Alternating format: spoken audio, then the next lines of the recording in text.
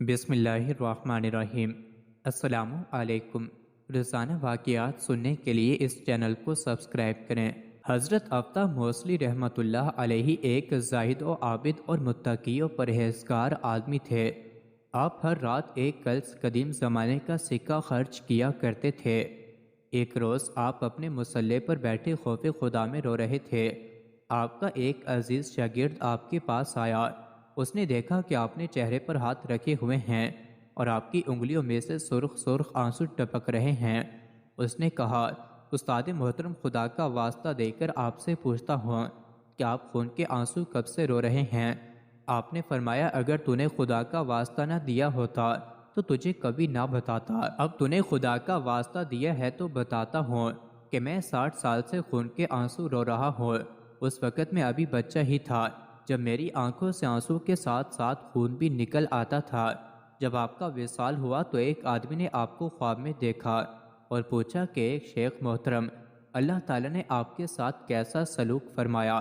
آپ نے جواب دیا، میرے رب نے میرے ساتھ اپنے شایان شان سلوک فرمایا ہے۔ اس نے مجھے عرش کے سائے میں کھڑا کر کے پوچھا، اے میرے بندے، تو اتنا زیادہ کیوں رویا کرتا تھا؟ میں نے عرض کی، یا اللہ، محض تیرے خوف سے اور اپنی بہت زیادہ خطاؤں کی شرمندگی سے۔ اللہ تعالیٰ نے فرمایا، بندے، 40 سال سے ہر روز تیرا نامہ اعمال میرے سامنے پیش کیا جاتا رہا ہے، لیکن اس میں کوئی گناہ نہیں ہوتا تھا۔ حضرت مالک بن دینار رحمۃ اللہ علیہ ایک بار قبرستان کے پاس سے گزرے تو دیکھا دینار کے لوگ ایک مردے کو دفنا رہے ہیں۔ آپ بھی ان کے پاس جا کر کھڑے ہو گئے۔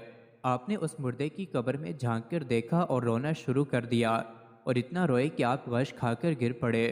لوگوں نے مردے کو دفنایا اور اسی چارپائی پر ڈال کر آپ کو آپ کے گھر لے آئے۔ جب آپ کو کچھ افاقہ ہوا اور آپ ہوش میں آ گئے تو لوگوں سے کہنے لگے، مجھے خدشہ ہے کہ لوگ مجھے پاگل کہنا شروع کر دیں گے اور گلی کے بچے میرے پیچھے لگ کر شور مچانا شروع کر دیں گے، وگرنہ میں پھٹے پرانے کپڑے پہنتا، سر میں خاک ڈالتا اور گلی گلی کوچا کوچا گھوم کر لوگوں سے کہتا کہ لوگوں، جہنم کی آگ سے بچو۔ یہ جو لوگ میری حالت کو دیکھ لیتے وہ پھر اللہ کی نافرمانی نہ کرتے۔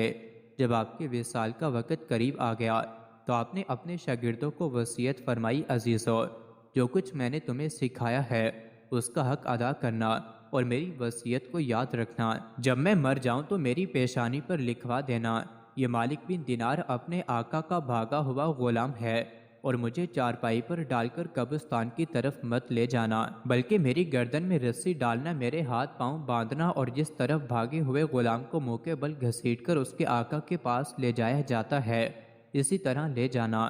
اور جب قیامت کے روز مجھے قبر سے اٹھایا جائے تو 3 چیزوں کا دھیان رکھنا۔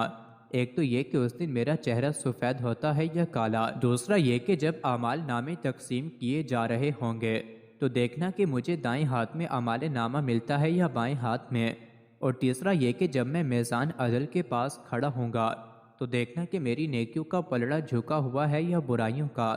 یہ کہہ کر آپ نے زاروں قطار رونا شروع کر دیا۔ کافی دیر روتے رہے، پھر کہنے لگے، کاش مجھے میری ماں نے نہ جنا ہوتا تاکہ مجھے قیامت کی ہولناکیوں اور ہلاکتوں کی خبر ہی نہ ہوتی اور نہ ہی مجھے ان کا سامنا کرنا پڑتا۔ جب رات کا وقت ہوا تو آپ کی حالت غیر ہونے لگی۔